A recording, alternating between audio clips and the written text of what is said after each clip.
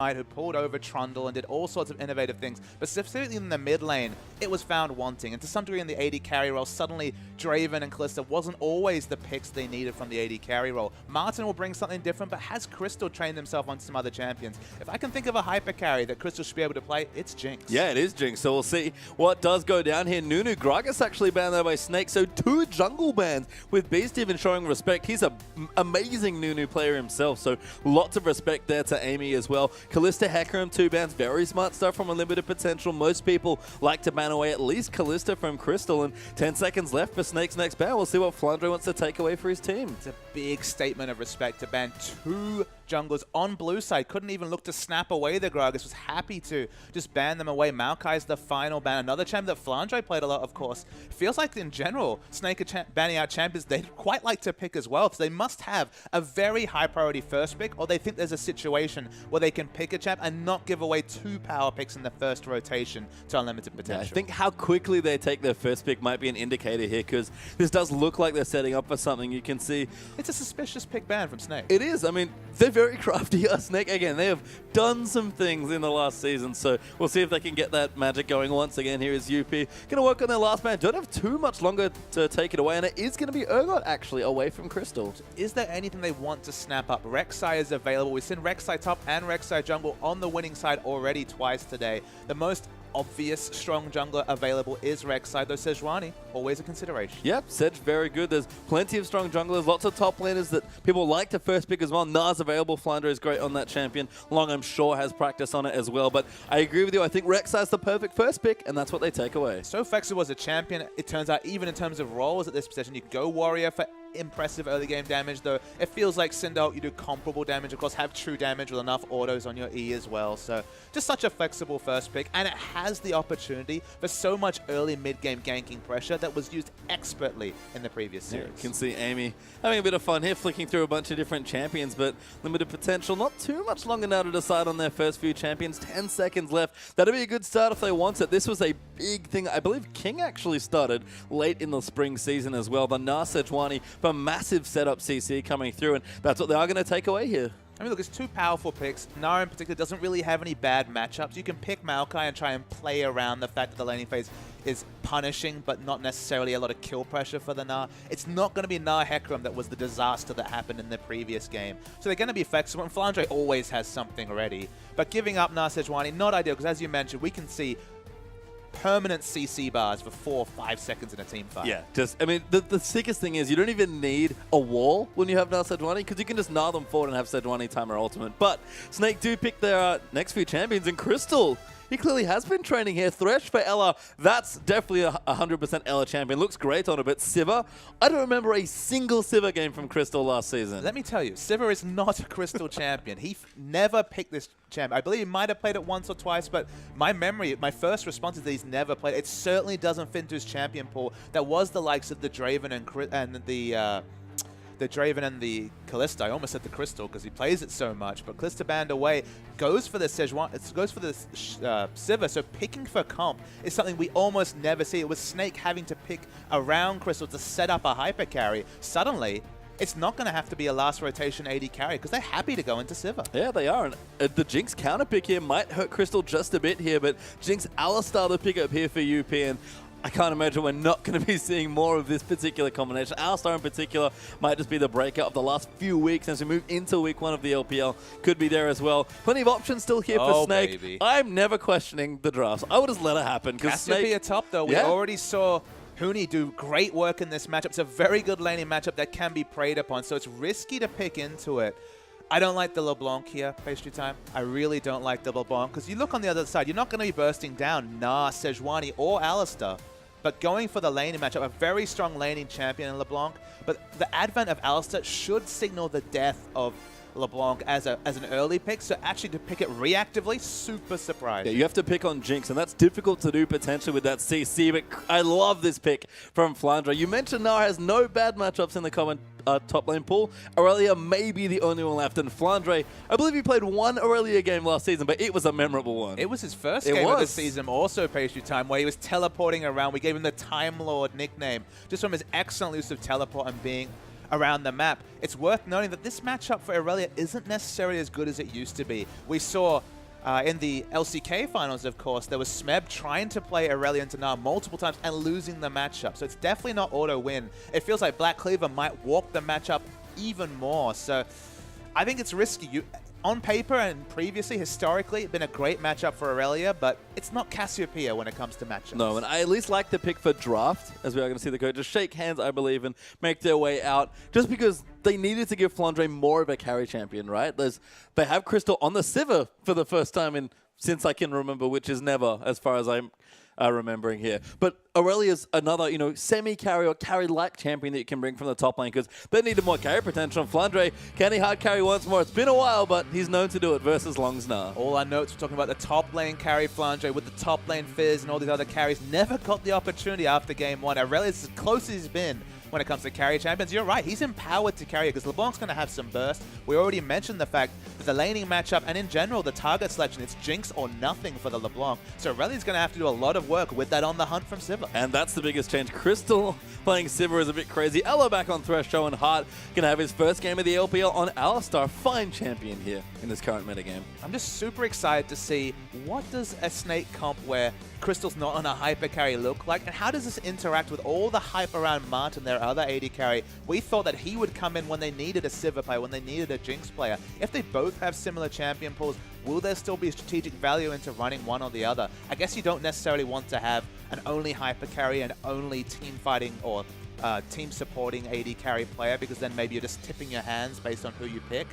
The strategic diversity, not what we expected in the AD carry role, but it's coming through from Snake finally, one split later. Yeah, maybe they just brought Martin on to train Crystal Sivir. This is how you wave clear. This is very different stuff coming through for Snake, but you're right. Beast going to have to step a bit more. Flandre going to have to play a bit more carry-like, and it's a shift in philosophy that we didn't see in Snake. We'll see if they can do it. We're about to get into our first game.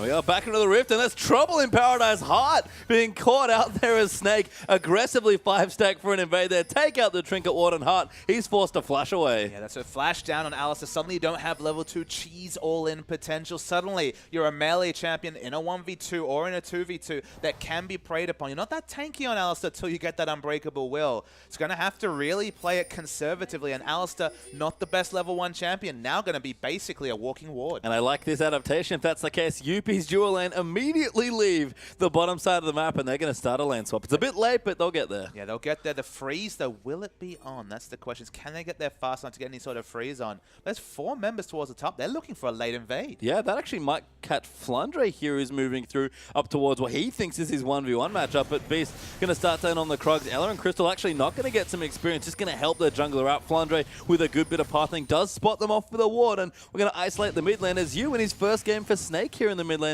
Going to be LeBlanc versus Kassadin. Yeah, this is more of the you that didn't really get to be shown. It's unshackled you to some degree. Getting to play those assassins that Edward Gaming just never fit into their comps. He actually took chains at level 1. That skill shot was ridiculous. Yeah, that would make sense, but that was a pretty pinpoint skill shot, you again.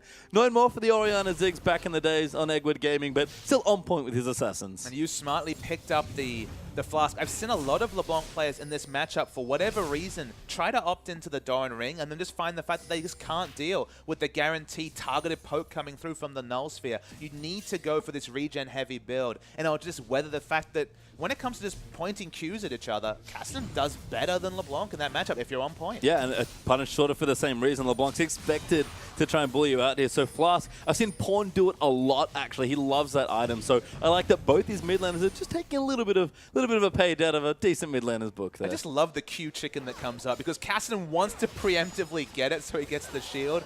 So LeBlanc will just often cancel an auto, feign a spell, and then just go back to autoing and try and get those guaranteed damage trades in. So a lot of mind games in the mid lane. Yeah, some good stuff there. You a slight CS lead, but nothing massive, as Crystal and Ella certainly learned how to wave clear in the off-season, as they are already onto this turret at 3.5 minutes. I like that adaptation of Fast Push. Fast Push was never the name of the game for Snake, just because they were normally the hyper carry with minimal more wave pushing. They're fast pushing and they're going for a jungle blue steal as well at the same time. So good pathing from Flandre and Beast. They're continuing this jungle follow, and they'll cause a reaction, you'd have to think, from the unlimited potential top lane to start pushing themselves. Good deep ward in the lane as well. They're actually proxying basically his crystals between the turrets as well. Ella even gets a second ward just to spot them coming through, and the blue away. They're going to get this turret quite quickly, and Scatch on the Jinx shouldn't be too bad as far as fast pushes go, but I love the setup here for Snake. Well, the big question is they're either going to take the turret or they're going to force a reaction, force a rotation to come through from unlimited potential. They'll be happy that they're in 2v2 against a melee champion without flash and the Nara in this situation, who will spend at least part of the lane in melee form himself. Snake are dictating this early game, and that's what they're looking to do with the Sivir pick and with their early rotation. And that's where they look best. Yes, they team fight very well, and they go to late game nicely, but getting there when they're, a bit behind, that's the times when Snake really fall behind in their game. So getting off on the right foot early, I like the aggression coming through in the early stages, and you actually battling nicely, but Punish handles that trade excellently. Again, he got the Q in at the right time, so he's able to negate a lot of the damage coming through. I agree. It's amazing in how many levels this is reminiscent of the first series that Snake played in the LPL spring. It was all about the Aurelia coming through from Flandre and his carry performance. It was all about Beast dictating to the enemy jungler and getting in their face. I believe he won the Nunu versus Java matchup, then won the reverse matchup. If that's what they're looking to do, the fast push, they're already getting the game on their terms. This is the Snake that was severely lacking towards the end of the split. And Flandre actually still picking up a decent amount of levels here, and 10 CS to 8's not too shabby either. I don't know how unhealthy the turret in the top lane is, but if Flandre's come up here with his teleport to defend early on, that's a big win once again in yet another lane for Snake. And Alice has been walking around. He hasn't been able to just headbutt Aurelia when she goes for an auto attack. He's been forced to play defensively because, hey, he didn't have flash, and then he had to defend Nara in the bottom lane. Leaves bottom lane. Nara, you can see on your mini-maps, not going to get near those minions anytime soon.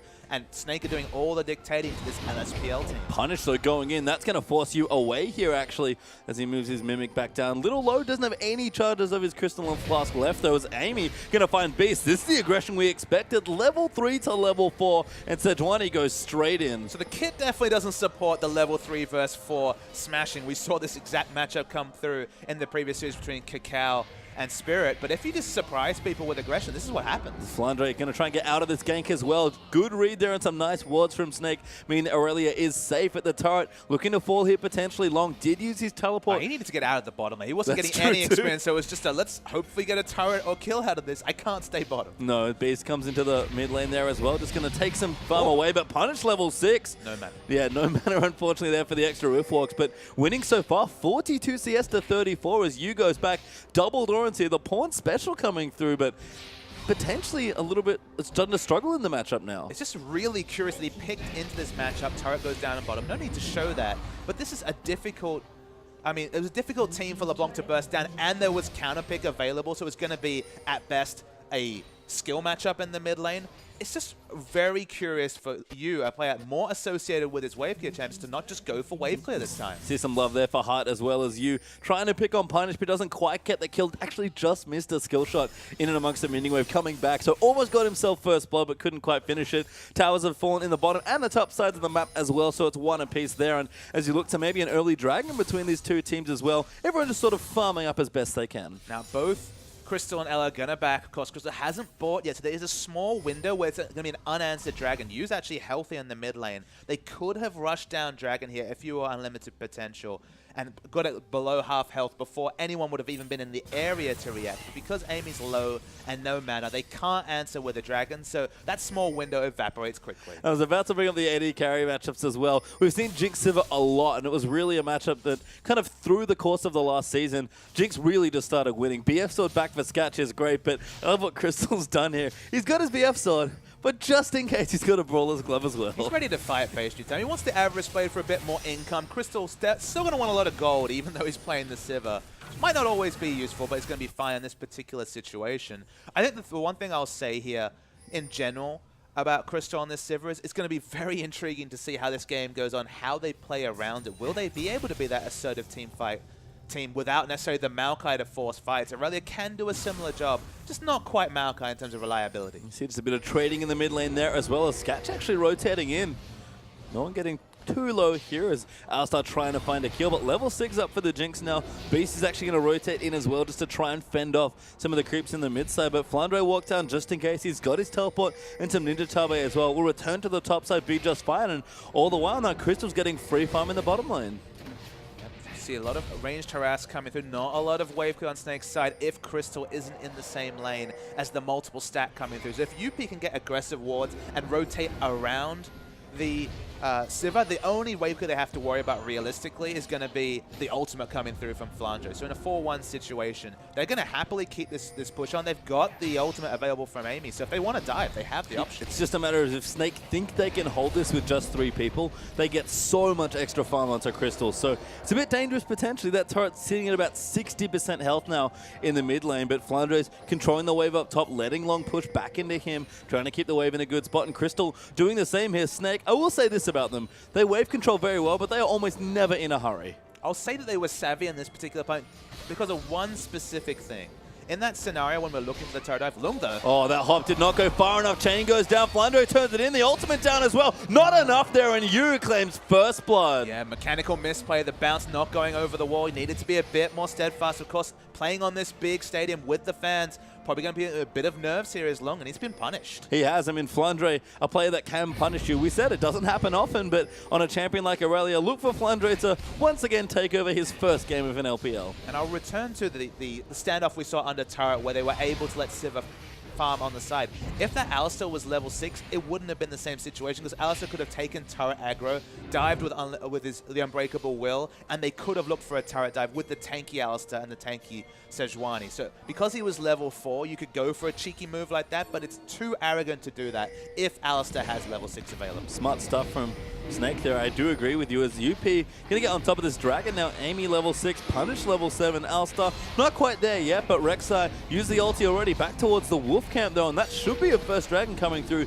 for unlimited potential. Yu is going to check it out. Will get a Trinket Wall for his trouble. Dives right in, sees the Dragon and says, uh-oh, it's already dead. Snake had a lot of wards in the area. They should have known it was happening, didn't respect it. Sivir kept pushing in the mid lane, wasn't able to take a turret in answer, so feels like in a lot of ways UP stole away that first Dragon. I think so too, and Crystal has got his Avarice Blade now, so you know maybe just wanted a bit of extra fun, getting greedy there as well. But that doesn't sound like it. Are you sure? As Yu does flash away. Good ulti there from Amy. Nails Crystal, and Ella. Dolty coming through. Does land in. Crystal spell shields, but actually didn't need to. Snake will get away there. With that push in the mid lane, they will not get the trade for Dragon. And look, they've rotated sideways, so you can see Jinx is picking up free farm, but Aurelia crucially is actually growing a lead over Nah. Those matchups in the LCK finals, Smeb was definitely not in a CS advantage. He never had an item advantage when he tried to duel the Nah. In an equal scenario, it feels like the matchup is moving slowly towards Nah. If you can get a CS lead though, everything changes. Yeah, you can see a couple of Snake fans there as well, and the big glowing blue Flandre sign. Mid turret does go down, and I think Flandre does deserve some credit. We haven't seen this from him for so long, but Flandre, for all his mechanical brilliance, is such a smart player as well. He has been holding this wave in top lane for multiple minutes, and Long just has no answer right now. And the big question is, with a lane swap this game compared to the previous series, can you still go for a slow Black Cleaver, a 22, 25-minute Black Cleaver? Does that still have the same oomph if turrets are down? If rotational and team fight is more important than a 1v1, you might find that it's just not a realistic build path. He's already got the Ruby Crystal and the longsword, so still a phage might be the call, but going for a slow Black Cleaver doesn't sound as appetizing as the Black Cleaver frozen mallet action we saw from Zatai. No, and I don't know what you'd rather have, a freezing Aurelia farming or a freezing Jinx, but both of these teams now have big threats in their side lanes that have those turrets down, deep freezing in strong areas and getting that farm up. So look at the 15-20 minute mark with both Aurelia and Jinx on their respective teams are going to look to fight because they will have some good items as Flandre finally breaks his freeze. I mean, with this smart warding, I think it's fine to trade if you're Snake. In most scenarios, if the warding was towards the advantage of UP or equal, I think you'd probably take the Jinx picking up the farm just because he's got such a strong tank wall, and it's so hard for LeBlanc to assassinate him that he should be fine in most fights. But with Sivir Aurelia and Aurelia getting farmed in this particular situation, given the fact that they've been more on point with their wards, they can out-rotate and get Aurelia into the backline somehow, they're going to be very happy. Yeah, Beast saw them as well. Flandre is going to come in. That Tremor sends a huge boon there. The hook does come through, but a flash will keep Heart safe here. Sketch is here as well. Long almost in the Mega Gnar form as well, but LeBlanc's here first. Cassidy roof walking as best he can as Snake Snake. They really want this top turret. Yeah, look, actually Castan's just not rotating at all. It looked like he would move towards, but he's just picking up farm. The freezing for farm has been a big con. Luke's going aggressive. Crystal actually forced to use his ultimate as Long comes in. Good spell shield's going to keep him safe from the slow as well. Waited until it came out there as Beast getting a bit of harassment now, keeping some vision as unburrowed as he can. And Flandre actually in the mid lane now going to push it out as you collects the free farm in the bottom side. 4-man stacks across the map and then just rotating over to pick up farm. A lot of rotations for farm. No big objective advantages, but Snake 2 turrets to 1. That's something to talk about. I mean, that 1 kill and the 2 turrets are great. But look at all the gold that Snake have just from the rotations farm. It's been a lot of 4 stacks, but Snake are the first ones to break away and give themselves empty land farm. If UP don't get this, that's trouble, but an ulti lands in for Amy. Massive knock up there for Hart. Jinx ulti in as well. Beast almost dies, but Crystal will get headbutted in and go down. Long's going to chase in onto Beast. That's going to be a kill there as well. Flandre dives in, tries to get a kill, does get one, I believe, as they answer back with Hart going down, but the hook not quite there. And Snake, they save their turret in a 2-for-1 trade. And 6 minutes later, what I talked about before comes true. You cannot have these standups when Alistair hits level 6 because he can tank turret for days. They have the aggressive ultimate with the Glacial Prison coming through from Sejuani. That's why the dive went well. It was a good trade coming through from UP, and that's the flexibility that a support like Alistair uniquely brings. Yeah, you can see you going to return to that lane, but UP starting to pick up steam as well. The next Dragon going to be crucial for these teams as well as unlimited potential already with their first, and you can see Dragon back up in about 1:55 as Flandre still needing some farm, but Jinx goes back. Pickaxe now as well. Rod of Ages done for Punished as well, and that gold's starting to stack up here. And that's the thing. Going for a more focused build from Punish has actually meant that he has a Rod of Ages to answer Merlinomicon. So with that extra heal, with of course a couple of points in the Null Sphere, is going to happily be able to just trade with LeBlanc. There's never going to be a scenario where LeBlanc really has significant kill pressure on the Punish. You can see, even with a couple of spell rotations, we're not going to see half health. We're just going to see good chip damage coming through from you. Yeah, great skill shots here from you to get the damage in, but Punished just shaking it off right now. Crystal and Flask, even with some charges left as well as Long, going to clear out a big stack in the bottom wave. And pretty funny to see a fast push game with this happen, but I guess it makes sense. These are some deep freezes in the side lanes. Hey, Lung smartly has moved away. He started, of course, with a Ruby Crystal Longsword, just turned it into a Giant Spell, going to go straight for the team fight build. He recognized the fact that Snake are not interested at any point in having a scenario where Na is going to be free hitting the Aurelia. They're just going to look for team fights in this particular case. So he has to go for the team fight build, despite the fact that that lets Flandre go for the Trinity Force like he wants to. It's one of those things that's almost a hidden trait of how well Black Cleaver builds, is because if you go for those Ruby Crystals and need to audible, you can do that very easily. Ruby Crystal building into Giant, that was such a massive change, because now you can just build Ruby Crystal and have so many flexible options. You add Black Cleaver now, it's Giant Spell, Kindle Gem, Phage, all excellent Ruby Crystal options. So Ruby Crystal starts even on the likes of the Haunting Guys for Rumble. It's such a flexible item. We're going to see only more health coming through, especially when Cinderhawk's the thing. You can see Beast, though, hanging out in the jungle, trying to get some camps down, but does not counter jungle away. Actually, no Smite's going to make that a bit tricky, but good deep wards, actually a trio of them just in a diagonal moving through as Snake. They want aggressive control of this dragon here. Even going to get Lantern in for the Scuttle Crab as well. Snake, they know they have to arrest control of this objective. And their aggressive pink wards around the dragon compared to the defensive pink wards coming through from Unlimited Potential across the map should mean that Dragon is just not something that Unlimited Potential are looking to be able to fight at this point. Interestingly, Sketch went for a Zeal there with some Berserker Grief, so maybe wanted a bit more pushing power, wants to transition a bit smoother, but he's going to be fairly close to Crystal as far as teamfight damage goes, where I think it has Infinity Edge, it exceed him in that situation. It's one of those situations, unfortunately, that with the lowering of the crit chance on Infinity Edge, you might actually have more reliable power coming through with the Zeal, and it also gives you that movement speed to be able to stay away from those skill shots and continue fighting in the backline. With Zeal and Boots too, there should be no way for LeBlanc to close the distance onto Jinx. Well, we'll see if you can get it done. He's level 10 so far with the Blasting One added in as well. Probably going for a Death Cap as his second item as UP just group up and push you off the creep wave once again. He's actually ahead in CS, but trying to poke in on to punish is a rather futile endeavor now. And look, they've got the split push happening with Aurelia once again. Doesn't look like Na is going to try to match it, at least at this present point. Teleport not up for Flandre at the moment, whereas Lung does have teleport, but no players around the map to really contest the fight. Flandre just going to have it soon, but he's pushing that wave in, and again, there are so many wards on the right-hand side of the map here for Snake. There's 4 in a row in a nice, neat diagonal, playing Connect 4 almost to Snake there on the mini-map. Is Flandre going to go back? Does he have enough for the Trinity Force? That's a big question, and I think he might just have enough. Is backing now? No, just a dagger instead. But in general, general, he's dodged the 1v1 matchup against Na until he's finished the Trinity Force, and because of all the rotations, the fact that Lung was so frustrated under having to teleport just to try and help push with his team, Lung's gone for a team fight build. So it doesn't have the Irelia crushing items like Black Cleaver, and Irelia's just gone for a standard build. So he's been forced into a team fighting build, and now when he finally gets the 1v1 matchup he's been looking for, he doesn't have the items to necessarily take it. So it feels like the first 18 minutes have contrived to set up Flandre to carry, which, it's good times for Snake. It is indeed, and I think cleverly Snake are just delaying for this next dragon. They don't want to fight for it because they're waiting on, I assume, the Trinity Force from Flandre. Crystal does have an Infinity Edge to pair with the Avarice Blade, so quite a bit stronger now. Some of that early greed with the Avarice Blade paying off now, but Flandre still farming up, needs a bit more gold to get there. Crystal doing the same, wants to get his Berserker possibly as he moves in, and Snake just playing calm here, knowing that, you know what, if you're not going to go for the objective, we're just going to leave it. The big power jump is 200 gold away from Sketch. That'll finish the Infinity Edge. That will be when he's going to be able to be comparable in terms of items and really start going for these trades. He needs to be strong because he has a strong front line, but not a lot of damage, especially early from the likes of Cassidy and Na. Yeah, you almost caught out there, but does look for a chain. Doesn't quite get it onto hard as Sketch.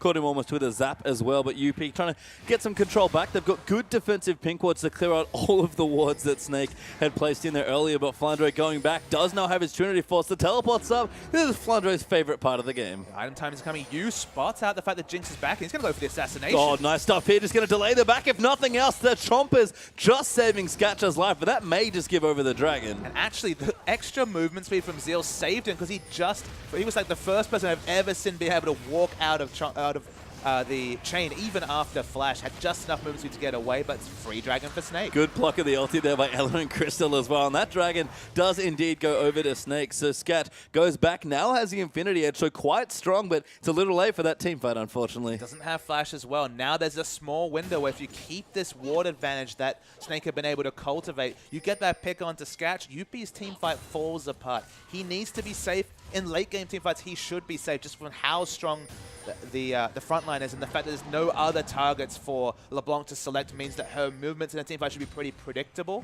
But in this situation, until they can equalize the warding, things are still pretty good for you. Yeah, Flandre actually equalizing points in his W and E as well, so I like that, splitting the difference. Equilibrium Strike, like you've mentioned, has had that change. So it's not nearly as good as it used to be, but he knows he does need to get aggressive, and I think he can start to pressure Long in the matchup now. I'm surprised he's feeling confident enough to put more points in W. One of the reasons Emax became a thing is that with all the gap closers coming through in the league, with these champions that have mobility, you just weren't getting 5-6 autos with the true damage coming through from the hit 10 style. So you go in for the guaranteed damage on E for CC and for just the burst. With the burst moved away, the CC is still more reliable, and against Anara of all things, you don't expect to be getting a lot of auto attacks in Aurelia, but clearly he's going for the situation where if he gets onto that Jinx, it's going to do a lot of damage. Yeah, Flandre knows that he kind of has one job to do, and I think Scat trying to bait him here as we've got Hart and Amy, at least for a while, we're up here on the top side, but Flandre not going to take the bait. Hart actually walked over a couple of wards. They couldn't quite sweep them out in that tri-bush just to the right, and Scat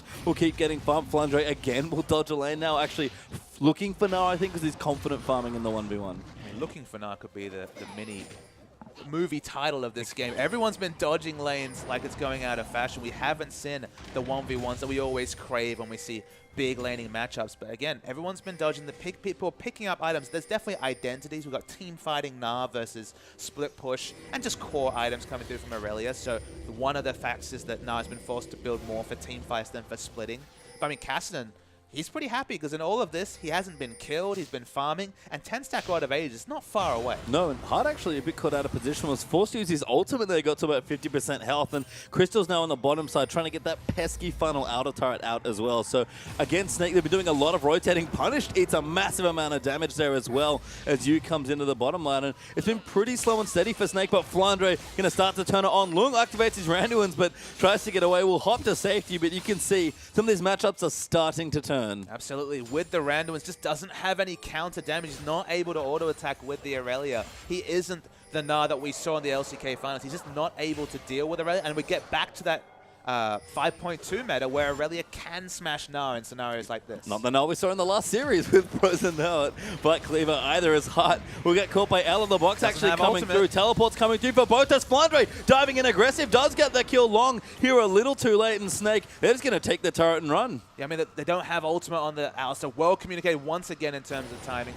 Should be a turret going down uncontested. It's in the mid lane, actually. We see a kill. Yeah, Punish. Nice 1v1 there. Finally getting a handle on the matchup here. Got the cooldown boots. Codex up there as well. Fully stacked Rod of Ages, or almost there, you have to think as well. So Punish, we've talked about it. He's been on the back foot for the last bits of the matchup, but starting to get ahead now. It must have just been an overstay, given that he has such a healthy health bar. Of course, he's used the flash to flash with what maybe surprised you, but that's a big kill to come through as the 10-stack Rod of Age is only a minute away from completion. Yeah, Rabadon's done now for you as well. So power spikes coming through for both of the mid laners. Flandre pops his head into the mid lane for a couple of CS, but going to revisit the top side. And 3 for 1 now in turrets, equaling kills and dragons though for Snake, but all the extra farm they've gotten, the extra turret they've gotten as well. And we look at 24 minutes, 3,000 gold ahead for Snake. And that's probably the minimum when you have the likes of Rek'Sai LeBlanc, so a very strong mid lane duo. You've got the Sivir also for mobilizing the troops and getting those favorable fights around Dragon. The fact that they haven't got 2-0 in terms of Dragon kills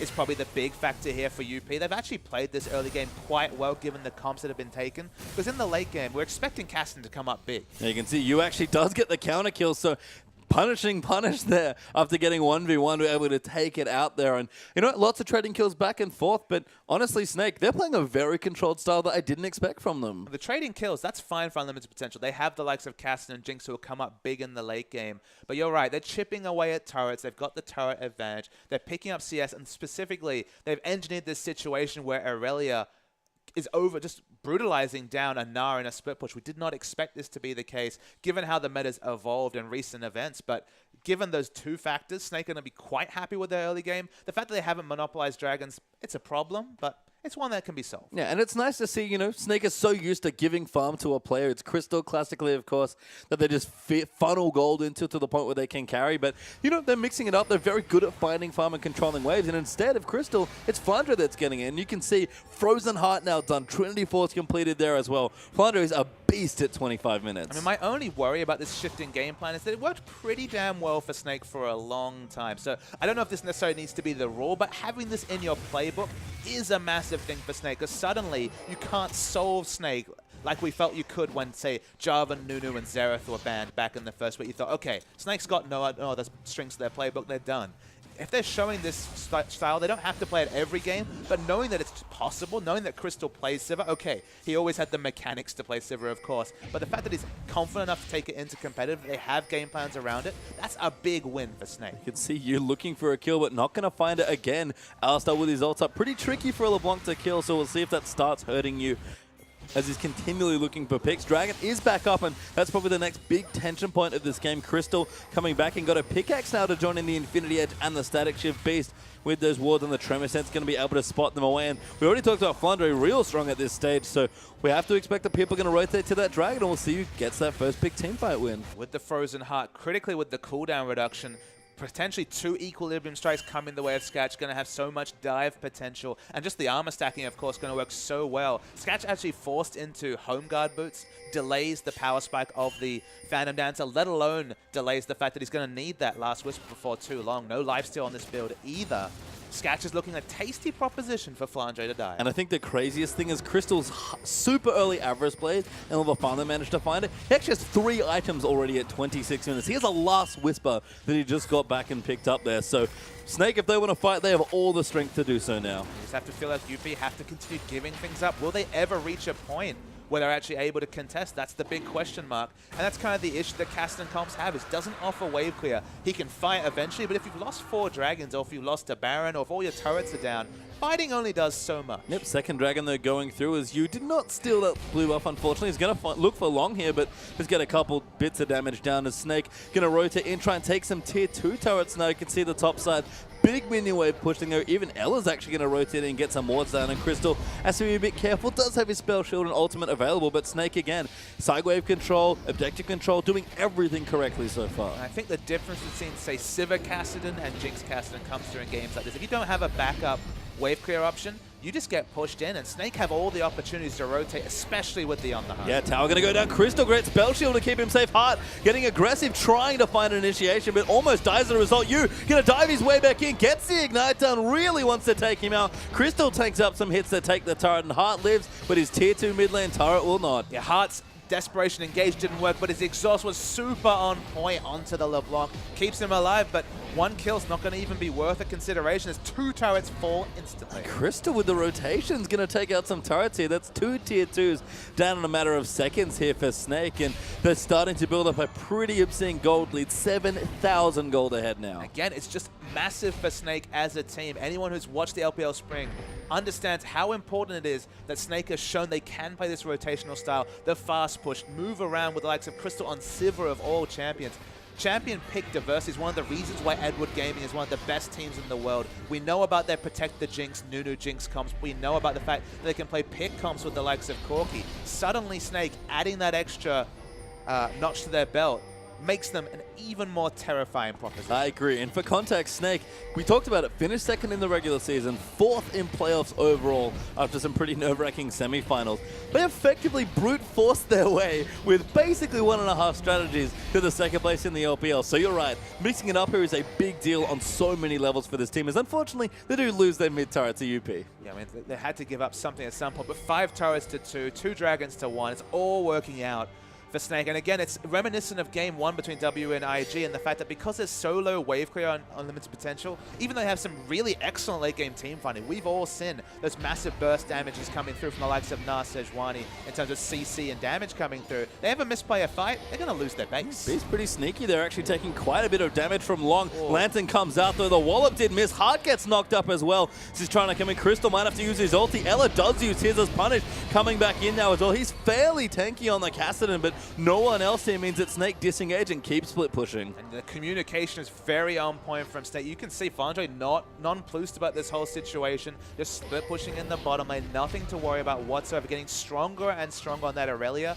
And Lung's not really fancying the split push at this point. A good back cancel there as well from Beast. Delays Scatch for a little while longer. Flandre still pushing. Going to take him a while to get to that inhibitor turret, but minions in the mid lane already there as well. Crystal's actually going to find his way into a potential 1v1 here as Flandre keeps pushing in. Long does survive the onslaught, but Flandre, he is not stopping. And Scatch does not want to walk up to Flandre. Don't let the auto attack crits that deceive you. With the Frozen Heart, definitely has dive potential and kill potential onto Scatch, who has flash up, but that's all he has going. Cook there does land. Long actually now in Mega Gnar form does have his ulti and the flash to line up if he wants to, but Snake disengaged wonderfully. Crystal with the spell shield, just poking back and forth. He's got a Vampiric Scepter now as well, just to make matters worse. Another hook lands onto Amy, just more poke coming through, and Snake, they'll take their time, but slowly but surely they're going to get these turrets. And this is just from just pure brute force itemization. Remember, so much spent on boots the Scatch have. Obviously don't offer him too much in terms of combat stats outside the attack speed on the Berserker Greaves. The early home guard is really hamstrung his build compared to just pure item efficiency coming through from Crystal. And I really like how Snake have used LeBlanc specifically in this team comp. We already know that Flandre wants to do a lot of split pushing. He'll join a fight if he has an advantage, but especially against Nar Sejuani, not a proposition you want to opt into. Alistar as well, actually. They're kind of using you as a mobile mage because they can either get picks when they move through the jungle or push up minion waves with him. It's really smart usage, just running UP around the map. Yeah, if you know he doesn't have kill pressure on Kassadin, he's making Kassadin play accountably. That's the big thing. There's never been a Kassadin roam that Pawn, for example, was so famous for on EDG. Even though his burst trades are doing, what, 40% of the life of the Kassadin, he picks up blue buffs, uses whole mana bar to just keep Kassadin under control. They've taken his turret away, and even though he's not picking up kills, the pressure that it's causing in the mid lane has allowed these mismatches from the likes of Aurelia versus Nar, and just Sivir and Crystal to pick up a mountain of CS. And Crystal is power farming in this game. 329 CS at 32 minutes, excuse me. BF Sword now added in for a Bloodthirster coming up now as well. Scatch finally gets his last Whisper completed as well, so does have 3 items for Jinx. I think a Vampiric Scepter away from a really strong jumping off point for this hyper carry, but Void stuff done for you. Flandre getting stronger with a Randuin as well. He knows he has one job, and that's dive people under turrets. As Crystal will get aggressed on there by Long. Mega Gnar comes through. Ulti comes in. Good flash ult there from Long. Heart's going to join in as well, and Crystal uses heal, but I don't think he's got got enough left. Flandre gonna join in. The Lantern's there to save him. Beast goes in. Ella gets him away with the box, blocks the ulti, and they save their AD carry. Now, with the ultimate down, they might look for the re-engage, but with Crystal Solo, they don't. So this will be a turret pickup. Not quite the kill. It was a really nice move from Lung to get that ultimate against the wall, but they cannot pick up that kill on Crystal. Oh my god, Hart took so much damage from that LeBlanc. Sometimes those chains cross the map. I agree, and you can see what happens when they don't have enough as Flandre does get ultied up there. Chompers as well, but Hart gonna get hooked in. Punish goes in, takes out Beast. Ella getting low as well, but they're diving everything onto Jinx. Takes her out with the LeBlanc. Flandre's kiting away and somehow escapes, and Crystal life-stealing back up. Still here, you going massive there for the double. Sivir cleans out the next kill, and Snake's team fighting still not lost in the offseason. A 4-for-1 win. The unsung hero was Beast, who got a flash unburrow onto 4 members, died for the pain, but they fought in the backline so smartly. Crystal never under threat. With all those items, you knew that with that Ricochet bouncing around, health bars were being disintegrated on the side of unlimited potential. And you can see Snake actually training towards the Baron now. Take out the Dragon. That's their third. Going to move for the Baron. That'll be their first if they take it out. Almost 10,000 gold ahead of unlimited potential. And unfortunately for this game, time is running out for the newcomers. Rek'Sai has so many tunnels outside the map. 5 men there already. Alistar will probably get there just to hear the sound of the death of the Baron, and they can just choose who they want to go for this big minion wave. Maybe we'll learn something. Will it finally be Flandre picking up a big minion wave? Well, I can see you and Flandre actually having a bit of a race for it. You does pick it up there, actually, so it seems respect to the mid laner. For what, Flandre, remember, famously has had those games where he played the likes of top lane Java and just walked wherever the farm wasn't to try and be an EQ bot. I thought maybe finally he would get some of that juicy side farm, but still has to watch as other people take it away. Good solo farm, though, from Flandre and you. 260 or more apiece here for the other two as well. Long, 214, 206 there for Punish. So again, we talked about the early game. Snake constantly finding farm when unlimited potential is stacked up as 4, and it's shown here. The gold lead, okay, sure, plenty of kills, lots of turrets, and a Baron and some Dragons going to add to that lead, but just the overall farm differential's rather high in this game as well. And that's the thing, you add up the numbers. Snake are finding creeps that UP couldn't. Lots of creeps. And when you see this situation where there's about 100 CS difference between the two teams, that just means that 100 of Snake's creeps died to UP's turrets, not to any of the champions' kill score. You can see the Baron Moon is coming in. You just going to poke out. Oh! Amy goes down in 3 spells there to the LeBlanc. That was so much damage. Ultimate bot by Crystal. Flandre hits a chomper. Ella going in. Flandre going in deep. Finds in onto Sketch, and Flandre gets headbutted away, taking both turrets and still alive. Long tries to go in, looks for an ulti, doesn't get it. Ella gets the next one. Punish goes down. Hart dies as well. It's a 5-for-0 for Snake, and that's game. And that extra 100 CS bought them so many tankies. That's Flandre in particular. Disregarded double Nexus turrets for a good 15 seconds. They're going to power down these turrets, and Snake, the new Snake, is looking pretty damn great. They are indeed. Not really too far where they left off the last season, perhaps even just a step better, but Snake looking strong in their opening game of the LPL season as you stone-faced after the victory. He's like, yes, I did 3-shot your jungler. I'm actually going to disagree with you, Page Time. Respectfully, though. Snake looking like the team that started up the LPL spring, blowing people away. Towards the end, that's when kind of the scenes were coming off. The hype train was derailing a little bit. The end of the season, not the best time for Snake. The beginning of the season was massive, and they start again. Flandre on Aurelia. Never gets to play it more than every first game of a split, apparently, but looks pretty good at it. Yeah, it's probably in his contract that he gets to play it for at least the first game, but a very strong game there as well. My favorite part of Flandre's item build. Think about it. Trinity Force, Frozen Heart, Randy and Zoman. He's building a GA.